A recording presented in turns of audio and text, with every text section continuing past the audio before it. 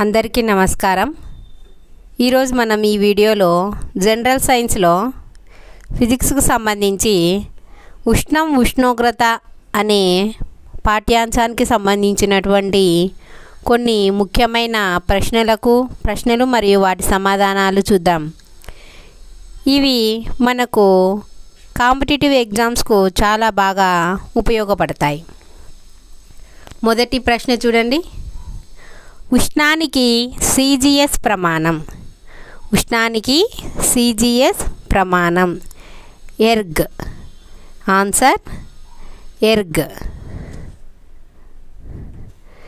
Erg అనేది ఉష్ణంకి CGSలో ప్రమాణం, అంటే MKSలో మళ్ళీ వేరొక ప్రమాణము ఉంటుంది। రెండవ బిట్టు చూడండి, రేడియేటర్లు రియాక్టర్లలో నీటిని ఉపయోగించేందుకు కారణం అంటే దానికి అధిక విశిష్టోష్ణము ఉంటుంది। ఏది ఆన్సర్? అధికంగా విశిష్టోష్ణం ఉండడం వలన నీటికి రేడియేటర్లను చల్లబరచడానికి ఉపయోగిస్తూ ఉంటారు।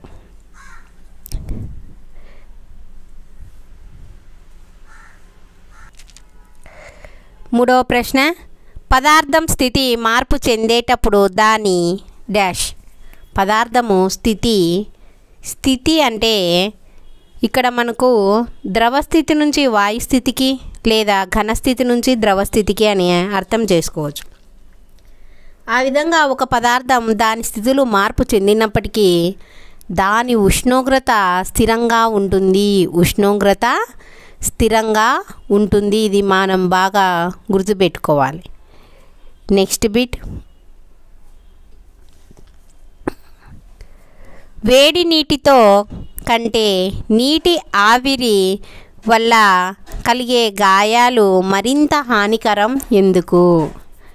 అంటే వేడి నీళ్ళు మన శరీరంపై పడినప్పుడు శరీరం కాలేదానికంటే నీటి ఆవిరి తగలడం వలన మన శరీరం ఎక్కువగా గాయపడుతుంది।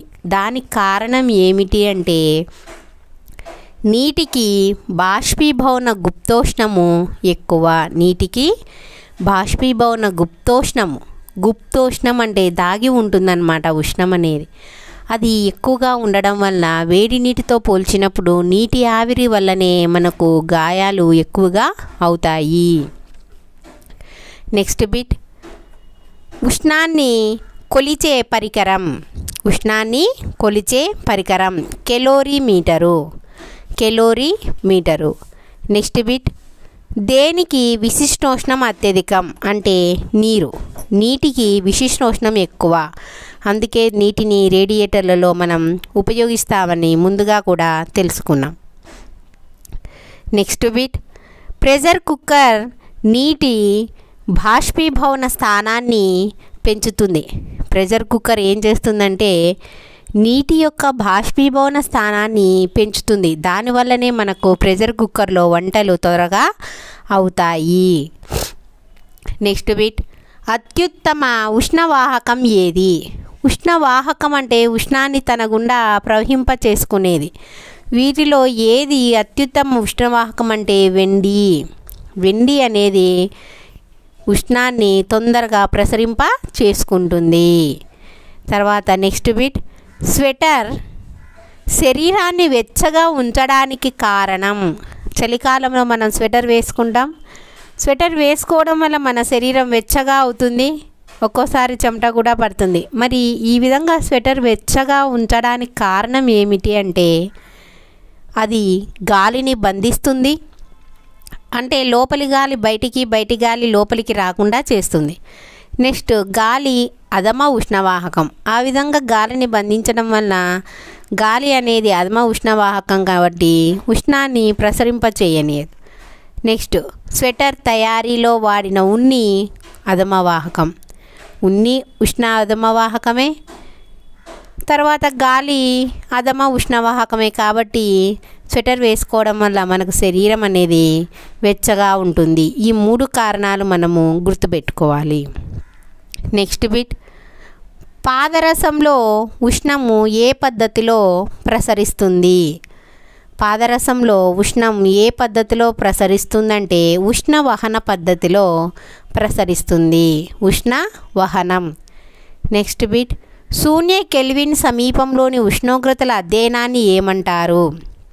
శూన్య కెల్విన్ సమీపంలోని ఉష్ణోగ్రతల అధ్యయనాన్ని ఏమంటారు అంటే ఆన్సర్ క్రయోజెనిక్స్.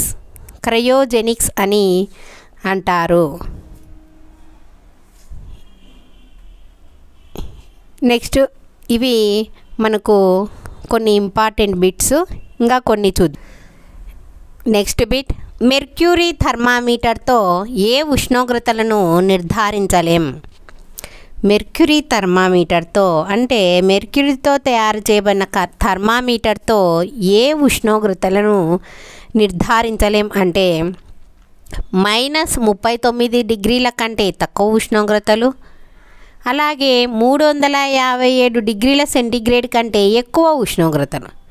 ఈ రెండు ఉష్ణోగ్రతలు మనం మెర్క్యూరీ థర్మామీటర్తో నిర్ధారించలేం. నెక్స్ట్ బిట్, ప్లాటినం నిరోధ థర్మామీటర్ ఏ సూత్రం ఆధారంగా పనిచేస్తుంది?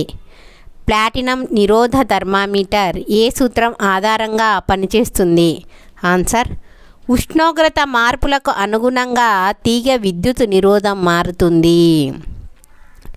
ఉష్ణోగ్రత మార్పులకు అనుగుణంగా తీగ విద్యుత్ నిరోధం మారుతుంది అంటే అందుకే మనం ప్లాటినం నిరోధ థర్మామీటర్ను మనం ఉపయోగిస్తూ ఉంటామన్నమాట. అంటే ఉష్ణోగ్రత మారినప్పుడల్లా నిరోధం కూడా మారుతూ ఉంటుందన్నమాట, ప్లాటినం యొక్క నిరోధం.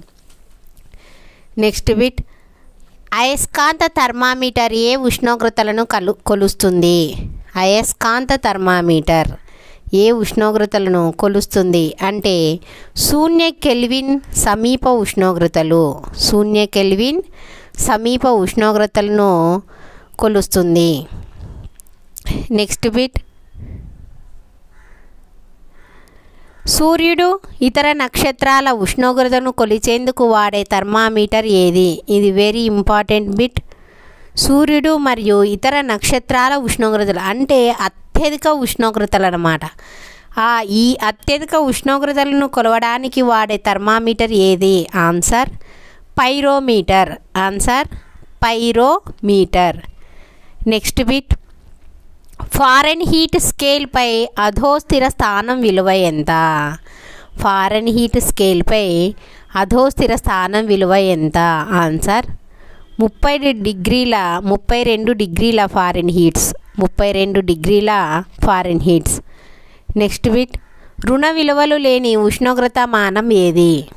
రుణ విలువలు లేని అంటే మైనస్ వాల్యూస్ లేని ఉష్ణోగ్రత మానం ఏది అంటే answer Kelvin scale. Answer Kelvin scale. Next bit, centigrade, Fahrenheit, Kelvin, or అంటే రైమర్. వరుసగా సెల్సియస్, ఫారెన్హీట్, కెల్విన్, రైమర్ ఉష్ణోగ్రతలను సూచిస్తే C/100 విలువ దేనికి సమానం? C/100 విలువ దేనికి సమానం అంటే C/100 అనేది F-32/180కి సమానమవుతుంది. అలాగే K-273/100కు సమానమవుతుంది. R/80కి సమానమవుతుంది. ఈ 4 విలువలు సమానం అన్నమాట. మనకి బిట్లు ఒకటి ఇచ్చి ఇంకొకటి అడుగుతూ ఉంటారు. అంటే C/100 విలువ దేనికి సమానం కింది ఫారెన్ హీట్లలో దేనికి సమానం అంటే F-32/180గా మనం గుర్తుపెట్టుకోవాలి. నెక్స్ట్ బిట్, మనిషి సాధారణ శరీర ఉష్ణోగ్రత ఎంత? మనిషి సాధారణ శరీర ఉష్ణోగ్రత ఎంత అంటే సెల్సియస్లో అయితే 37 డిగ్రీ సెల్సియస్, సెల్సియస్లో అయితే 37 డిగ్రీ సెల్సియస్, లేదా ఫారెన్హీట్స్లో అయితే 98.4 డిగ్రీల ఫారెన్హీట్, 98.6 డిగ్రీల ఫారెన్హీట్. కెల్విన్లలో అయితే 310 కెల్విన్స్. 310 కెల్విన్స్. ఈ 3 ఆన్సర్లు మనం గుర్తుపెట్టుకోవాలి. నెక్స్ట్ బిట్, శూన్య కెల్విన్ విలువ ఎంత? శూన్య కెల్విన్ విలువ ఎంత అంటే -270 డిగ్రీల సెంటీగ్రేడ్ లేదా -459 డిగ్రీల ఫారెన్హీట్స్.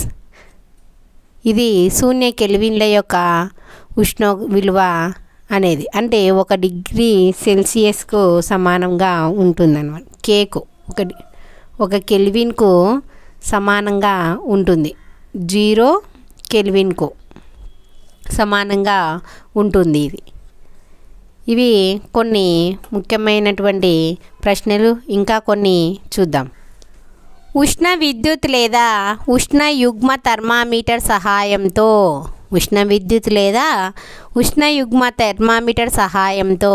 ఒకటోది ఆన్సర్స్ వచ్చేసి, అంటే దీన్ని ఏ విధంగా మనం ఉపయోగించుకోవచ్చు ఈ థర్మామీటర్లను అంటే, క్రూర జంతువుల కీటకాల ఉష్ణోగ్రతలను కొలవవచ్చు.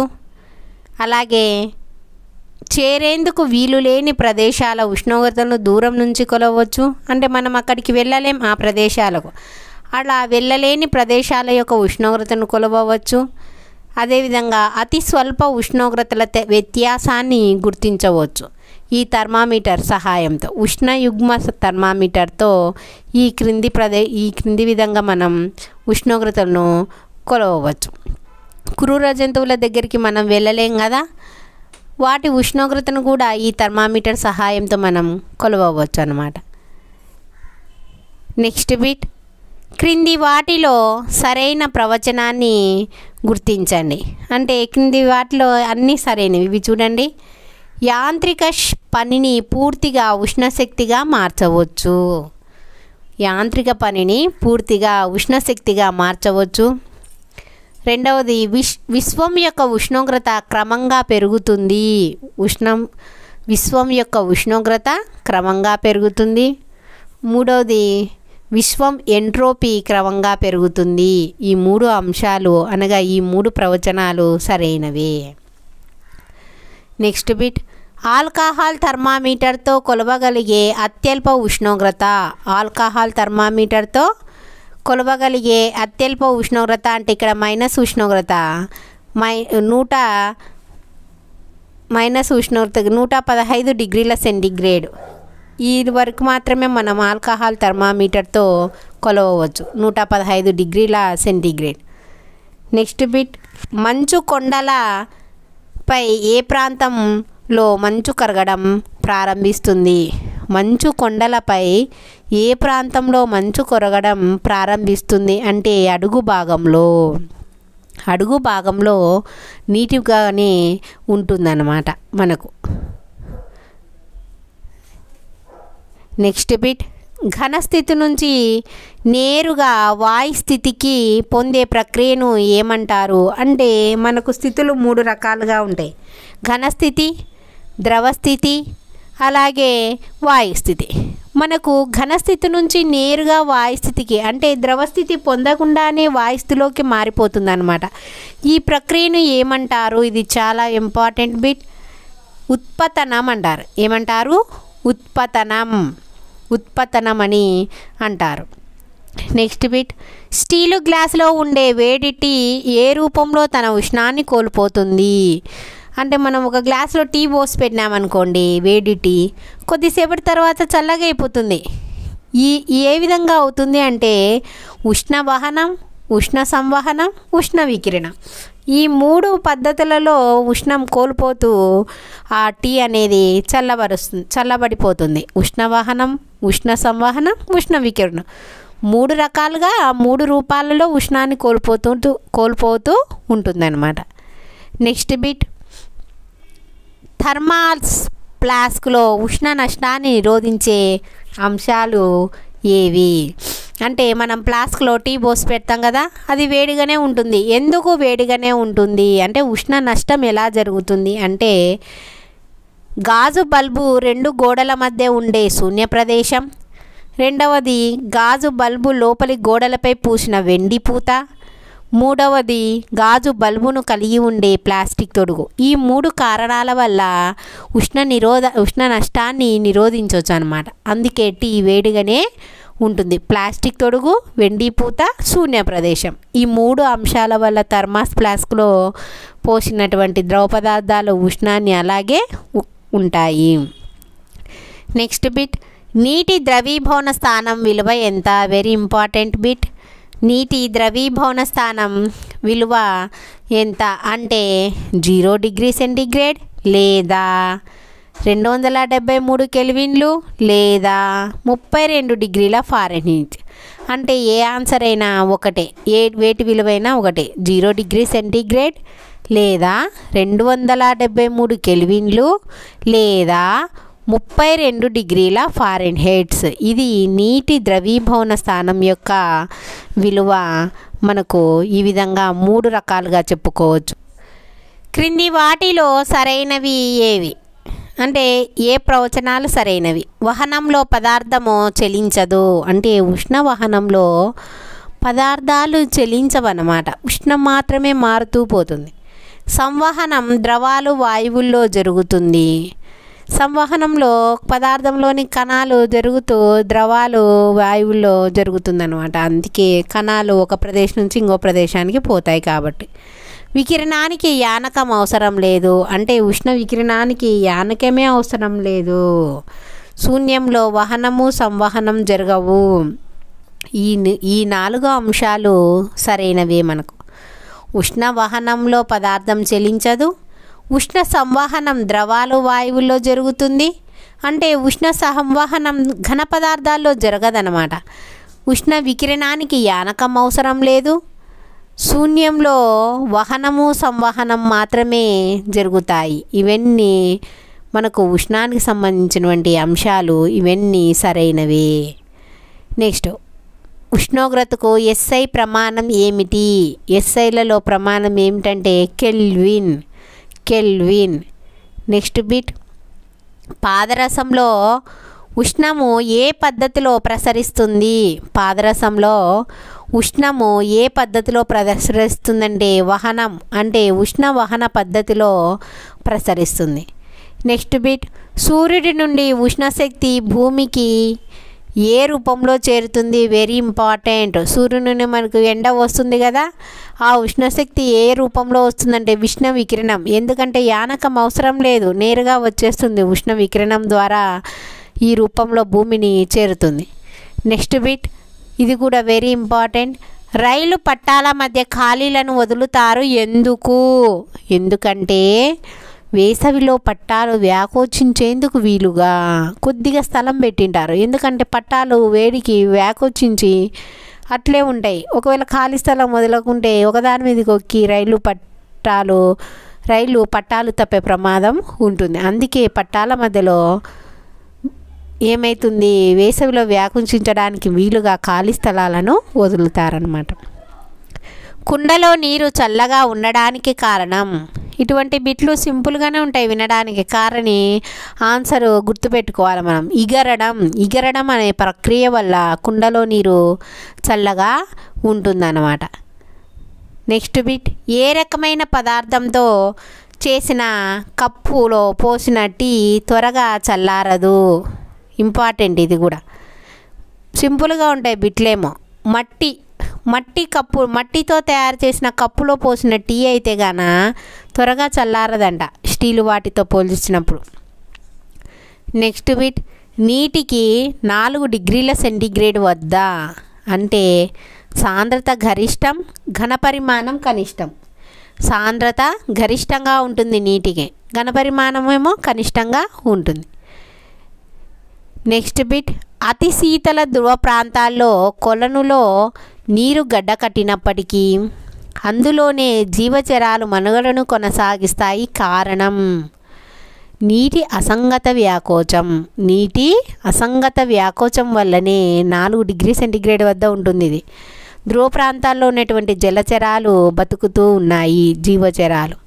మంచుతో నిర్మించిన ఇగ్లూలు వెచ్చగా ఉంచేందుకు కారణం అంటే మంచు అధమ ఉష్ణవాహకం కనుక ఆన్సర్ మంచు అనేది అధమ ఉష్ణవాహకం కాబట్టి మంచుతో నిర్మించబడిన ఇగ్లూలు వెచ్చగా ఉంటాయి. ఈ 2 బిట్లు కూడా చాలా ఇంపార్టెంట్. చూడండి ఒకసారి. ఈ పేజీలో అన్నీ చాలా ఇంపార్టెంట్ బిట్లు ఉన్నాయి. నెక్స్ట్ బిట్, స్టీలు వంట పాత్రలకు అడుగు భాగంలో రాగి పూత పూస్తారు ఎందుకు? స్టీలు పాత్ర ఉష్ణధారణ సామర్థ్యం పెంచడానికి. ఆన్సర్, స్టీలు పాత్ర ఉష్ణధారణ సామర్థ్యం పెంచడానికి. అందుకే ఆ రాగి పూత పూయబడిన పాత్రలో వంట చేసినప్పుడు వంట త్వరగా అవుతుంది, ఎందుకంటే ఉష్ణాన్ని తొందరగా గ్రహించడం వలన. నెక్స్ట్ బిట్, అధికంగా వ్యాకోచించే గుణాన్ని కలిగి ఉండేవి వాయువులు. ఆన్సర్, వాయువులు తొందరగా వ్యాకోచించే గుణాన్ని కలిగి ఉంటాయి. వేటితో పోల్చినప్పుడు? ద్రవాలు మరియు ఘనాలను పోల్చినప్పుడు వాయువులు అధికంగా వ్యాకోచించే గుణాన్ని కలిగి ఉంటాయి, ఎందుకంటే వాయువులలో మామూలుగానే అణువులు దూరంగా ఉండడం వలన. నెక్స్ట్ బిట్, నక్షత్రం నుంచి వచ్చే కాంతి రంగును నిర్ణయించేది ఏది? నక్షత్రాలు నక్షత్రం ఒక్కో రకంగా కనిపిస్తూ ఉంటుంది ఒక్కోసారి రంగులలో, ఎందుకంటే ఆన్సర్ నక్షత్రం ఉష్ణోగ్రత. నక్షత్రంలో దాగి ఉన్న ఉష్ణోగ్రత వల్లనే ఆ నక్షత్రం నుంచి వెలువడే కాంతి రంగును నిర్ణయిస్తూ ఉంటుందన్నమాట. నెక్స్ట్ బిట్, వేసవిలో ఇంటి పైకప్పు పైభాగంలో తెలుపు రంగు వేయడానికి కారణం ఏమిటి? అంటే కూలింగ్ పౌడర్ని వేసుకుంటూ ఉంటాం, అది తెల్లగా ఉంటుంది. ఎందుకు తెలుపు రంగే వేస్తారు అంటే కారణాలు: ఇల్లు చల్లగా ఉండేందుకు, రెండవది తెల్ల రంగు సూర్యకాంతిని పరావర్తనం చెందిస్తుంది, పరావర్తనం అంటే వెనక్కి పంపిస్తుంది, మూడవది తెలుపు వర్ణం అత్యల్ప ఉష్ణోగ్రతను శోషిస్తుంది, అంటే తక్కువ ఉష్ణోగ్రతను తనలోకి పీల్చుకునే గుణాన్ని కలిగి ఉండడం వలన. ఈ 3 కారణాల వలన ఇంటి కప్పు పైభాగంలో తెలుపు రంగునే వేస్తూ ఉంటారు. ఏంటంటే అవి: ఇల్లు చల్లగా ఉండేందుకు, తెల్ల రంగు సూర్యకాంతిని పరావర్తనం చెందిస్తుంది కాబట్టి, మూడవది తెలుపు వర్ణం అత్యల్ప ఉష్ణోగ్రతను శోషిస్తుంది కాబట్టి. ఇవి 3 కారణాల వల్ల మనం తెలుపు రంగునే వాడుతూ ఉంటాం. నెక్స్ట్ బిట్, గాజులో సీలు వేసేందుకు ఏ లోహ తీగను ఉపయోగించాలి? గాజులో సీల్ చేసేందుకు ఏ లోహ తీగను ఉపయోగించాలంటే ఆన్సర్ ప్లాటినం తీగను ఉపయోగిస్తాం. నెక్స్ట్ బిట్, థర్మామీటర్ పనిచేయడంలో ఇమిడి ఉండే ఉష్ణగతిక శాస్త్ర నియమం ఏమి? Thermometer important. థర్మామీటర్ పనిచేయడంలో ఇమిడి ఉండే ఉష్ణగతిక శాస్త్ర నియమం ఏది? ఆన్సర్, శూన్యాంక నియమం. ఆన్సర్, శూన్యాంక నియమం. విశ్వంలో సాధించేందుకు వీలు కాని ఉష్ణోగ్రత ఏది? విశ్వంలో సాధించేందుకు వీలు కాని ఉష్ణోగ్రత ఏది అంటే 0 కెల్విన్స్. నెక్స్ట్ బిట్, ఉష్ణగతిక శాస్త్రం మొదటి నియమం దేనికి ప్రతిరూపం? ఉష్ణగతిక శాస్త్రం మొదటి నియమం దేనికి ప్రతిరూపం? ఆన్సర్, శక్తి నిత్యత్వ నియమం. నెక్స్ట్ బిట్, వృత్తాకార రంధ్రాన్ని కలిగి ఉండే లోహ పలకను వేడి చేస్తే రంధ్రం వ్యాసార్థం. అంటే ఒక వృత్తాకార రంధ్రం కలిగి ఉంది, ఒక లోహ పలక కలిగి ఉంది.